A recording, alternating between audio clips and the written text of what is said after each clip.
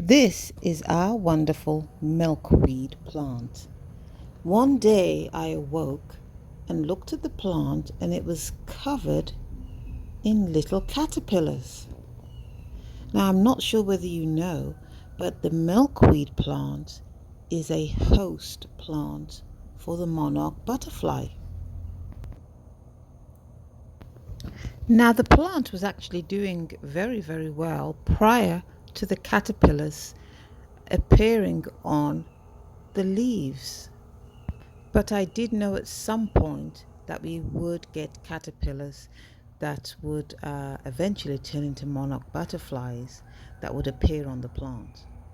So I waited and waited, and then we had some seeds from the plant. They were little seed pods, and some I stored, and some of the seeds I actually replanted and made some smaller little seedlings for the milkweed plant.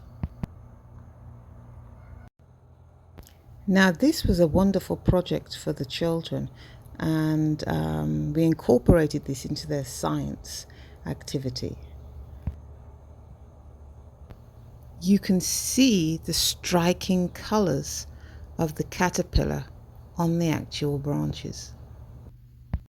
Now after several days, the caterpillar changes into a pupa. Now God's creation can teach us so many things about God and His amazing mind. In Romans chapter 1 verse 20, the Apostle Paul wrote, "His invisible attributes are clearly seen, being understood by the things that are made, even His eternal power and Godhead."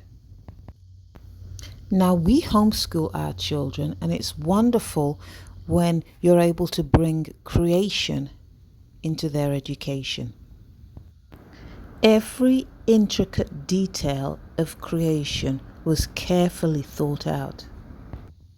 You see, the caterpillar goes through a transformation process called metamorphosis, and that word is Greek. It's split into two sections: meta, which means to change, and morph means form. So what that's saying is to change form. And that is what God wants to do. He wants to change us from the inside out. Because what the world wants to do is put the outside in. All those fleshly desires and fleshly thoughts and fleshly attitudes from the world wants to bring that into our hearts. But we serve a God that does a good and perfect work within us. You see, Jesus transforms us in several ways. He wants to transform our minds, our desires, our relationships, and our purpose. Because when God changes you, He doesn't just want to call you righteous. He wants to make us righteous.